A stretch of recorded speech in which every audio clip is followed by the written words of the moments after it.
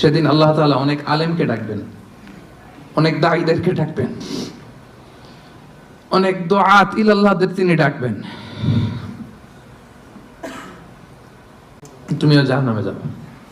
সে বলবে, আল্লাহ কেন? আমি মানুষকে কোরআন শিখিয়েছি, আমি মানুষকে হাদিস শিখিয়েছি, আমার কথা শুনে অনেক নামাজ ধরেছে, আমার কথা শুনে অনেকের দাড়ি রেখেছে, আগে সুদ খেত, আমার কথা শুনে সুদ বন্ধ করেছে, আমার কথা শুনে তো আল্লাহ এরা নামাজি হয়ে গিয়েছে। দ্য এন্টায়ার সোসাইটি সুদ বন্ধ করেছে, নামাজ ধরেছে, তারা ফরজ যাকাত দিত। আল্লাহ আমি কেন জাহান্নামে যাব? আল্লাহ বলবেন, তুমি এই দাওয়াতি কাজ করেছো, লোকজন তোমাকে বড় আলেম বলবে, লোকজন তোমাকে বড় সেলিব্রিটি বলবে, লোকজন তোমার নামে তাকবীর দিবে, তোমাকে বড় আলেম বলবে, বড় দাঈ বলবে। এটা তো বলা হতো তোমাকে দুনিয়াতে, আল্লামা বলে ডাকা হতো তোমাকে। আল্লাহ ওইরকম আলেম হওয়া থেকে আমাদেরকে তুমি বাঁচাও।